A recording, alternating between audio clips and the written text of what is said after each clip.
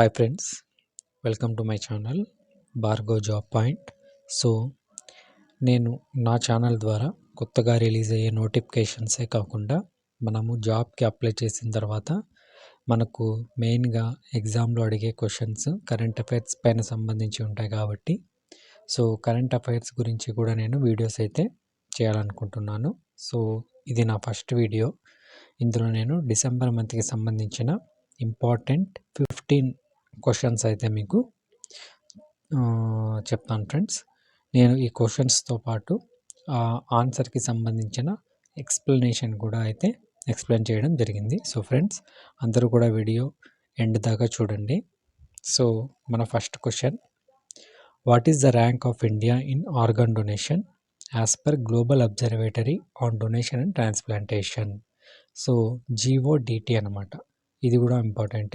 GODT యొక్క full form ఏంటి అని కూడా అడగచ్చు. GODT అంటే global observatory on donation and transplantation. So organ డొనేషన్లో ఇండియా యొక్క ర్యాంక్ ఎంత అని అడగడం జరిగింది ఫ్రెండ్స్. సో మనకు ఆన్సర్ అయితే B, third rank. So explanation చూద్దాం. Indian Organ Donation Day celebration has been organized by National Organ and Tissue Transplant Organization (NATO). So ఇది కూడా గుర్తుపెట్టుకోండి. NATO అంటే national organ and tissue transplant organization. Indian organ donation day celebration has been organized by National Organ and Tissue Transplant Organization (NATO) in New Delhi on November 7th. Indian organ donation day మనం ఎప్పుడు celebrate చేసుకుంటాం? November 27. So the total number of organ transplants done per year in the country increased from 4,990 in 2013 to 12,746 in 2019. India now ranks third in the world only after USA and China as per the data available on the Global Observatory on Donation and Transplantation website. So first ప్లేస్లో అయితే USA, second ప్లేస్లో China and third ప్లేస్లో India. So organ డొనేషన్లో India అయితే third ప్లేస్లో ఉంది as per GODT, global observatory on donation and transplantation. So ఇది గుర్తుపెట్టుకోండి ఫ్రెండ్స్. నెక్స్ట్ క్వశ్చన్, ముఖ్యమంత్రి తీర్థయాత్ర Yojana is a scheme implemented by which Indian state or union territory? ముఖ్యమంత్రి తీర్థయాత్ర యోజన అనే స్కీమ్ను ఏ స్టేట్ లేదా యూనియన్ టెరిటరీ అయితే ఇంప్లిమెంట్ చేయడం జరిగింది? సో మన ఆన్సర్ వచ్చేసి బి, ఢిల్లీ. ఎక్స్ప్లెనేషన్ చూద్దాం. అండర్ ముఖ్యమంత్రి తీర్థయాత్ర Yojana, senior citizens of Delhi can go on pilgrimages at the governments expense. Kartarpur Sahib and Velangani Church in Tamil Nadu have been recently added to the Mukhyamantri Tirtha Yojana. The program could not be held in 2020 and 21 due to pandemic outbreak. So ముఖ్యమంత్రి తీర్థయాత్ర యోజన అనేది ముఖ్యంగా senior citizens కోసం అయితే implement చేయడం జరిగింది.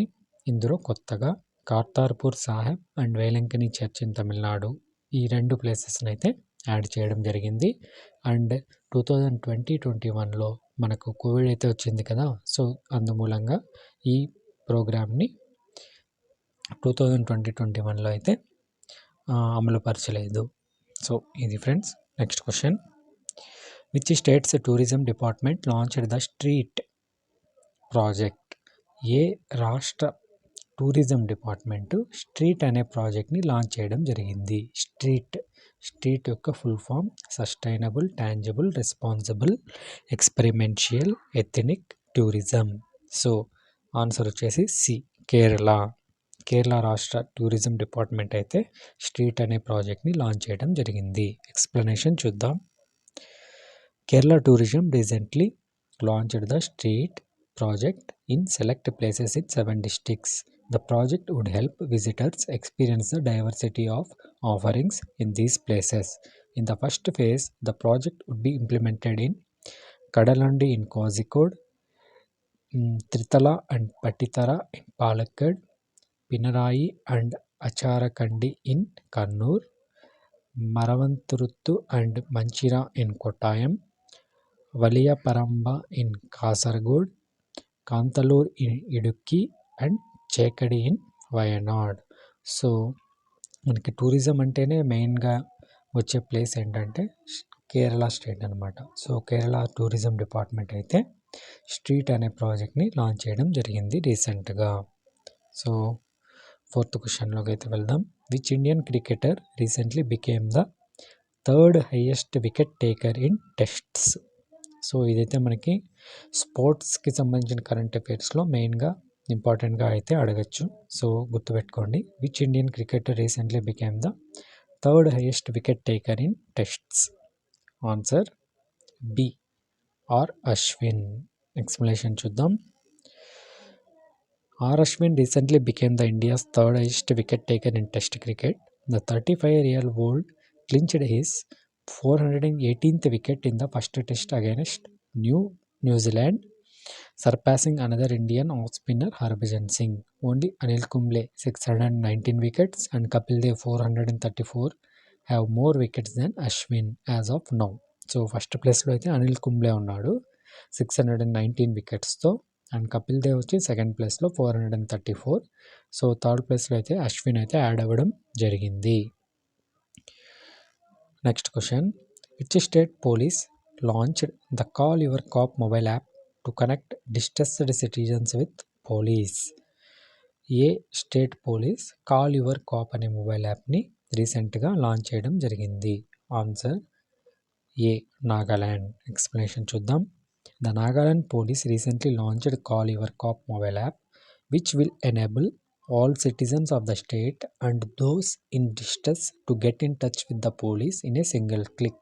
The features in the application include directory alerts, tourist tips, SOS, nearest police station and such. So citizens కోసం call your cop అనే యాప్ని రీసెంట్గా ఏ స్టేట్ పోలీస్ డిపార్ట్మెంట్ అయితే లాంచ్ చేయడం జరిగింది. ఆన్సర్ వచ్చి Nagaland. Next question. Magdalena Andersson is the first female prime minister of which country. Magdalena Andersson అనే ఆమె ఏ దేశం యొక్క మొట్టమొదటి female prime minister. So answer వచ్చేసి బి స్వీడన్. ఎక్స్ప్లెనేషన్ చూద్దాం. Magdalena Anderson, leader of the center-left Social Democratic Party, became the country's first female prime minister. Magdalena Anderson Sweden యొక్క మొట్టమొదటి female prime minister. But she resigned with in hours of taking the job after her budget was rejected in favour of one proposed by the opposition. కానీ ఆమె కొద్ది గంటలలోనే తన రాజీనామా అంటే resign అయితే చేయడం జరిగింది. ఎందువల్ల అంటే తనకి ఆపోజిట్గా అపోజిషన్ పార్టీకి చెందిన కొంతమంది తన బడ్జెట్ని రిజెక్ట్ చేయడం అయితే జరిగింది. సో ఆమె అయితే రిజైన్ చేయడం జరిగింది. మీకు క్వశ్చన్ ఇంకొక విధంగా కూడా అడగచ్చు. Which countries prime minister has resigned with in hours of taking the position of prime minister. So prime మినిస్టర్గా ఎన్నికైన కొద్ది గంటల్లోనే ఏ దేశ ప్రధానమంత్రి రిజైన్ చేశారు. మనకి ఆన్సర్ అయితే స్వీడన్. ఇంకా రిజైన్ చేసిన ఆమె పేరైతే మగ్దలేనా ఆండర్సన్. సో ఇది నెక్స్ట్ వచ్చేసి now Magdalena Andersson has been reappointed. మళ్ళీ ఆమెను రీఅపాయింట్ అయితే చేసుకున్నారు prime minister of the country. Which country? Sweden. Next question. Which country proposed the social media bill 2021. ఒక బిల్, సోషల్ మీడియాకి సంబంధించిన ఒక బిల్ని అయితే పాస్ చేయడం జరిగింది. అది ఏ కంట్రీ? ఆ బిల్లో మనకి ముఖ్యంగా అయితే basic expectations and defamation. So main topic ఏంటంటే బేసిక్ ఎక్స్పెక్టేషన్స్ అండ్ డిఫేమేషన్. దీనికి సంబంధించిన బిల్. ఆ బిల్ కూడా దేని గురించి అంటే సోషల్ మీడియాకి. ఏ కంట్రీ అయితే ప్రపోజ్ చేయడం జరిగింది. Answer B Australia. ఎక్స్ప్లెనేషన్ చూద్దాం. The Australian government released the draft of social media basic expectations and defamation bill 2021. The bill aims at holding social media companies accountable for the content posted on their platforms and protecting users from trolls. So ఈ రోజుల్లో ముఖ్యంగా మనకి social మీడియాలో ఎదురవుతున్న problem ఏంటంటే friends, ఒకరు ఇంకొకరి గురించి విమర్శించడం అండ్ ఇంకా ట్రాల్స్ అనమాట. ట్రాల్స్ అయితే మనకి కుప్పలు కుప్పలుగా సోషల్ మీడియాలో అయితే కనిపిస్తాయి. ఏదైనా ఒక ఇన్సిడెంట్ జరగని దాని గురించి ట్రాల్ చేయడం. సో దీని గురించి ఆస్ట్రేలియన్ గవర్నమెంట్ అయితే రీసెంట్గా ఒక బిల్ని అయితే పాస్ చేయడం జరిగింది. ఈ ట్రాలింగ్ అండ్ డిఫెమేషన్ అంటే ఇంకొకరిని డిఫేమ్ చేయడం, విమర్శించడం. ఎంతలా విమర్శించడం అంటే వాళ్ళు హర్ట్ అయ్యేలా అనమాట. సో మనం ఎవరినైనా విమర్శించవచ్చు కానీ వాళ్ళ మనోభావాలను అయితే దెబ్బతీయకూడదు ఫ్రెండ్స్. సో ఇదనమాట బిల్ యొక్క ముఖ్య ఉద్దేశం. The reforms will consider social media companies as publishers and they can avoid this liability if they provide information so that the victim can identify and begin defamation proceedings against the troll. So ఇక్కడ మనకి విక్టిమ్కి అయితే ఒక right అయితే వస్తుంది ఈ bill కనుక pass అయితే. తన గురించి ఎవరైతే విమర్శించారో, ట్రాలింగ్ అయితే చేశారో వారిపైన సరైన యాక్షన్ అయితే తీసుకోగలుగుతాడు ఈ బిల్ కనుక పాస్ అయితే. సో ఈ సోషల్ మీడియా గురించి బిల్ ఏ దేశం యొక్క గవర్నమెంట్ పాస్ చేసిందంటే ఆస్ట్రేలియా. గుర్తుపెట్టుకోండి. Next question.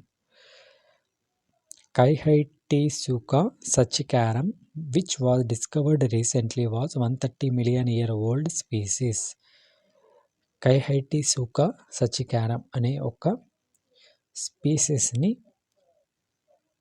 రీసెంట్గా అయితే డిస్కవర్ చేయడం జరిగింది. ఆ స్పీసీస్ ఏంటి అంటే అది ఒక అనిమల్, ఒక లివింగ్ అనిమల్ అన్నమాట. సో అది మనకు కొన్ని దశాబ్దాల, కొన్ని వేల సంవత్సరాల క్రితం అయితే జీవించి ఉన్న స్పీసీస్ అనమాట. దాని యొక్క ఆనవాళ్ళను రీసెంట్గా గుర్తించడం జరిగింది. సో అది ఒక జీవం అంటే ఒక అనిమల్ అన్నమాట. సో ఆ అనిమల్ అయితే ఏంటి? కైహైటిసుకా సచికారం అనే స్పీసీస్. సో అది దేనికి, ఎటువంటి జీవరాశి అనేది మనకు క్వశ్చన్ అన్నమాట. గుర్తుపెట్టుకోండి. ఎక్స్ప్లెనేషన్ అయితే ఆన్సర్ బి. ఆన్సర్ అయితే బి ఫ్రెండ్స్. మెరైన్ టర్టిల్, సముద్రపు తాబేలు. అది ఒక తాబేలు జాతికి సంబంధించిన జీవరాశి. సో ఎక్స్ప్లెనేషన్ చూద్దాం. An international team of researchers has discovered a new marine reptile named as Kaihaitisuka sachikaram. The specimen was a meter-long skull of a hypercarnivore fish lizard. Kaihaitisuka translates to the one that cuts with something sharp. Kaihaitisuka అంటే అర్థం ఏంటంటే the one that cuts with something sharp in an indigenous language from the region in central Colombia where the fossil was found. ఈ స్పీసీస్ని ఎక్కడ గుర్తించారంటే central కొలంబియాలో. So ఆ రీజియన్కి సంబంధించిన భాషలో కైహైటిసుకా అంటే ఒక పదునైన వస్తువుతో కట్ చేయగలిగినది అని అర్థం. The one that cuts with something sharp.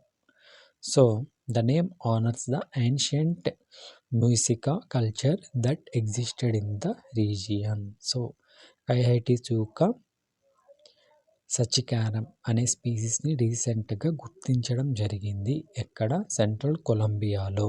So ఆ స్పీసీస్ ఏంటి అంటే మెరైన్ టర్టిల్. గుర్తుపెట్టుకోండి. Next question. What was the unemployment rate in urban areas during January-March 2021 as per NSO? Answer చూద్దాం. సి 9.3. అన్ఎంప్లాయ్మెంట్ రేట్ అర్బన్ ఏరియాస్లో జనవరి-మార్చ్ 2021కి సంబంధించి ఎంత శాతం అంటే 9.3, 9.3. ఎక్స్ప్లెనేషన్ చూద్దాం.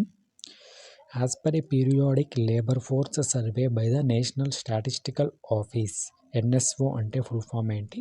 National statistical office. So unemployment rate for all ages in urban areas rose to 9.3% in January-March 2021. 9.3% unemployment అయితే ఉంది urban ఏరియాస్లో. ఎప్పుడు జనవరి మార్చ్ 2021 సర్వే ప్రకారం. This is a rise from 9.1% in the same month of the previous year. అంటే same జనవరి March 2020లో 9.1% ఉండేది, కానీ జనవరి మార్చ్ 2021కి 9.3% పెరగడం అయితే జరిగింది. అంటే 2% అన్ఎంప్లాయ్మెంట్ రేట్ అయితే ఇంక్రీజ్ అవ్వడం జరిగింది. It also showed that unemployment rate among males remained at 8.6% in January-March 2021, while for females in urban areas rose to 11.8% in January-March 2021. So మెయిన్గా ఫీమేల్ అన్ఎంప్లాయ్మెంట్ అయితే ఎక్కువగా ఇంక్రీజ్ అయింది ఫ్రెండ్స్, 11.8%గా ఉంది. మేల్ అన్ఎంప్లాయ్మెంట్ వచ్చేసి 9.3%. ఎప్పుడు జనవరి మార్చ్ 2021. సో ఈ percentage కూడా మనకి అడిగే ఛాన్సెస్ ఉన్నాయి, గుర్తుపెట్టుకోండి. Next question, which institution released A report titled designing the future of dispute resolution. So designing the future of dispute resolution అనే రిపోర్ట్ని ఒక ఇన్స్టిట్యూషన్ అయితే రిలీజ్ చేయడం జరిగింది. అది ఏంటి? సో ఆన్సర్ వచ్చేసి బి, నీతి ఆయోగ్. ఎక్స్ప్లెనేషన్ చూద్దాం. The NITI Aayog released A report titled designing the future of dispute resolution. So నీతి ఆయోగ్ అంటే ఫుల్ ఫామ్ తెలుసు కదా, national institution for transforming India. So మనకు 5-year ప్లాన్స్ అయితే ఉన్నాయి ఇంతకుముందు, సో వాటి ప్లేస్లో ఇప్పుడు నీతి ఆయోగ్ అయితే ఉంది. So designing the future of dispute resolution అనే రిపోర్ట్ని నీతి ఆయోగ్ అయితే రిలీజ్ చేయడం జరిగింది. It proposed measures at 3 levels to address the challenges in adapting ODR. The report recommends increasing digital infrastructure, building capacity, regulatory framework, including permission for online notarization, etc. So friends ఇక్కడ మీరు గుర్తుపెట్టుకోవాల్సి ఏంటంటే, ఈ report named అంటే designing the future of dispute resolution అనే నా పేరు గల రిపోర్ట్ని ఏ ఇన్స్టిట్యూషన్ రిలీజ్ చేసింది? సో దీని ఆన్సర్ నీతి ఆయోగ్, గుర్తుపెట్టుకోండి. Next question, Professor Rafiqul Islam, who passed away recently, was a scholar and cultural activist of which country? రీసెంట్గా రఫీకుల్ ఇస్లాం అనే ఒక ప్రొఫెసర్ అయితే చనిపోవడం జరిగింది. ఈయన ఏ కంట్రీకి చెందినవాడు? ఆన్సర్ వచ్చేసి బి, బంగ్లాదేశ్. రఫీకుల్ ఇస్లాం. సో మనకు బంగ్లాదేశ్ కూడా ఒక ఇస్లామిక్ కంట్రీ కాబట్టి రఫీకుల్ ఇస్లాం అంటే ముస్లిం ఆయన కాబట్టి మనకు గుర్తుపెట్టుకోవడానికి ఈజీగా ఉంటుంది ఫ్రెండ్స్, బంగ్లాదేశ్. ఎక్స్ప్లెనేషన్ అయితే చూద్దాం.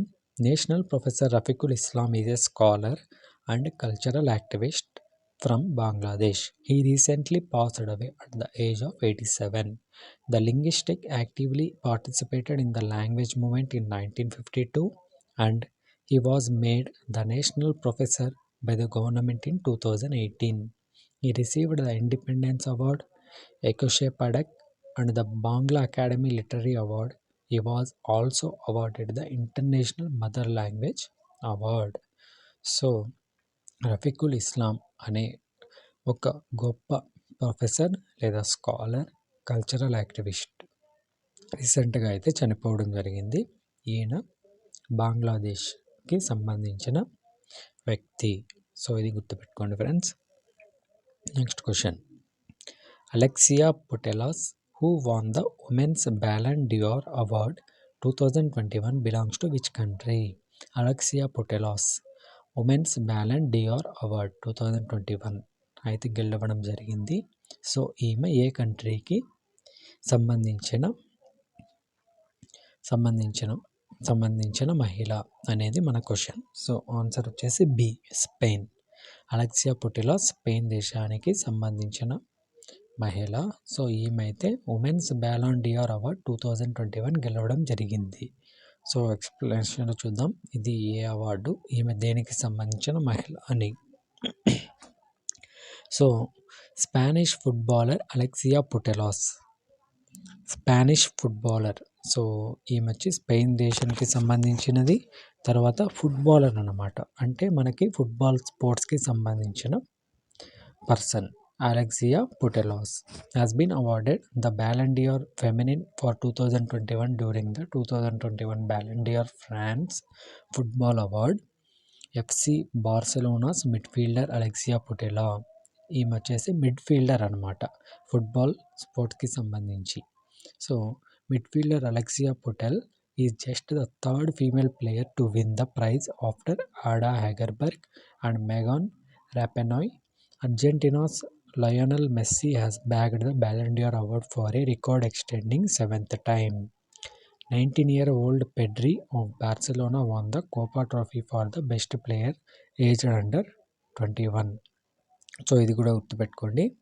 19-year-old పెడ్రీ అనే వ్యక్తి, 19-year-old బార్సిలోనాకి సంబంధించిన వ్యక్తి కోపా ట్రోఫీని గెలవడం అయితే జరిగింది.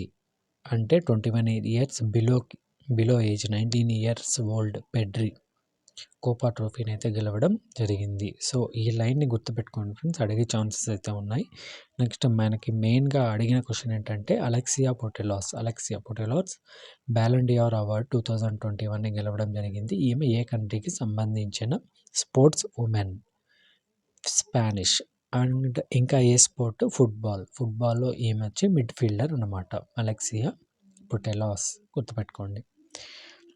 Next question, which union ministry set up a 3-member committee to review the criteria for economically weaker sections reservations? Economically weaker సెక్షన్కి సంబంధించిన వర్గానికి రిజర్వేషన్స్ గురించి ఒక 3-member కమిటీ అయితే వేయడం జరిగింది. సో ఆ 3-member కమిటీని ఏ మినిస్ట్రీ వేసింది? ఆన్సర్ వచ్చేసి B, ministry of social justice and empowerment. Explanation చూద్దాం. The ministry of social justice and empowerment announced the formation of a 3-member committee to review the criteria for economically weaker section reservations. So the committee will comprise former finance secretary Ajay Bhushan Pandey, member secretary ICSSR professor VK Malhotra and principal economic adviser to the Indian government Sanjeev Sanyal. ఈ 3-member కమిటీలో ముఖ్యంగా ముగ్గురైతే ఉన్నారు friends. ఆ ముగ్గురు ఎవరు అనే question కూడా మనకి అడిగే ఛాన్సెస్ ఉన్నాయి.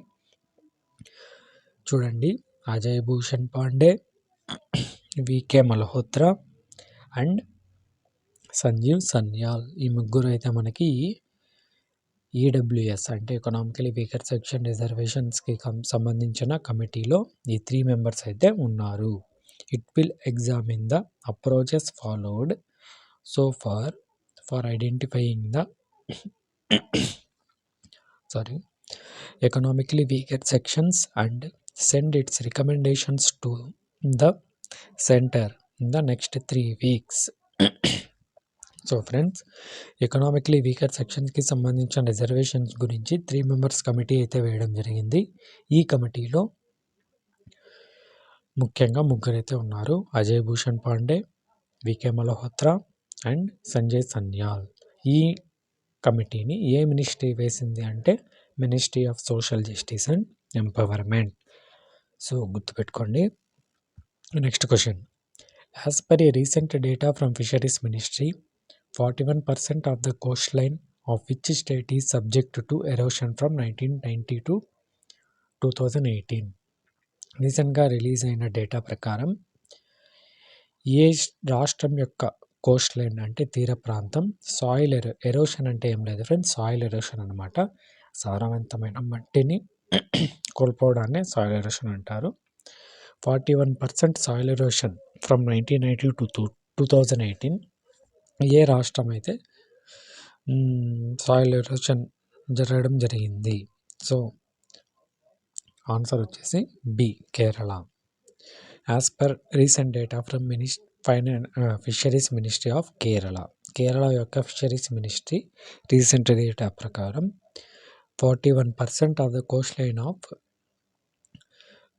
Of that state has been gone under soil erosion. 1990 నుంచి 2018 మధ్య కాలంలో 41% సాయిల్ ఎరోషన్ అయితే జరగడం జరిగింది. ఏ రాష్ట్రంలో?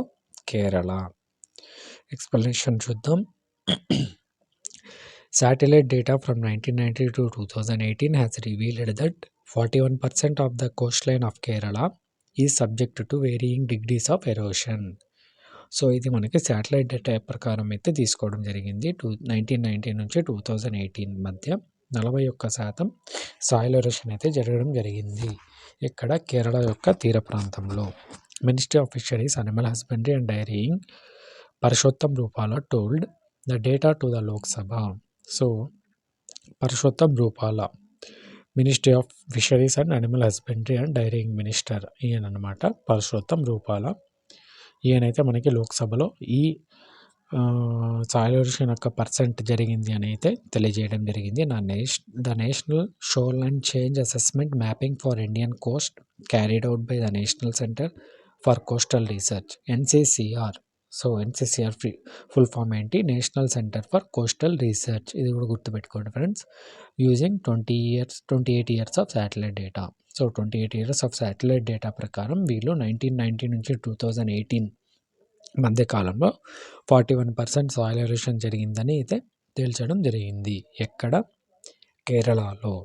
So next last question friends. What is the GDP? GDP అంటే gross domestic product at constant prices in the second quarter of 2021 and 22 as per the NSO's estimates of GDP. NSO అంటే already చెప్పడం జరిగింది, national statistics office estimates of GDP. So ఇది మనకి ఎకనామిక్స్కి సంబంధించిన current అఫైర్స్లో అడిగే chances అయితే ఉన్నాయి. Answer C 8.4. What is the GDP at constant prices in the second quarter 2021-22 as per the NSFO's estimates of GDP? Answer వచ్చేసి 8.4%. The National Statistical Office, Ministry of Statistics and Program Implementation released the estimates of gross domestic product for the second quarter July-September of 2021-22. GDP at constant prices in quarter 2 2021-22 is estimated at rupees 35.73 lakh crore as against 32.97 lakh crore in quarter 2 2020-21 with a growth of 8.4% as compared to 7.4% contraction in quarter 2 2020-21. 2020-20లో 7.4% అయితే ఉండేది, కానీ 2021-22కి 8.4% అయితే increase అవ్వడం జరిగింది. So ఇది friends question ఏంటి? What is the GDP at constant prices in the second quarter? Second క్వార్టర్లో GDP యొక్క కాన్స్టెంట్ ప్రైసెస్ ఎంత అంటే 8.4%. సో ఈ పర్సెంట్ అయితే గుర్తుపెట్టుకోండి ఫ్రెండ్స్, 8.4. సో ఇదనమాట మనకు డిసెంబర్ మంత్కి సంబంధించిన 15 ఇంపార్టెంట్ కరెంట్ అఫైర్స్కి సంబంధించిన క్వశ్చన్స్. సో నేను ఇంకా మనకి ఈ మంత్కి సంబంధించిన ఇంపార్టెంట్ క్వశ్చన్స్ అయితే వెతికి సెలెక్ట్ చేసి మరి నా ఛానల్లో అయితే అప్లోడ్ చేయడానికి ప్రయత్నిస్తాను. సో ఫ్రెండ్స్, మీరు తప్పకుండా ఈ క్వశ్చన్స్ అయితే బాగా గుర్తుపెట్టుకోండి. మీకు ఎక్కడో ఏదో ఒక కాంపిటేటివ్ ఎగ్జామ్లో దీనికి సంబంధించిన ఏదో ఒక క్వశ్చన్ అయితే కంపల్సరీగా అడుగుతారు. సో ఫ్రెండ్స్, వీడియోని తప్పకుండా లైక్ చేయండి, మీ ఫ్రెండ్స్కి షేర్ చేయండి అండ్ సబ్స్క్రైబ్ చేయండి. So thank you and all the best.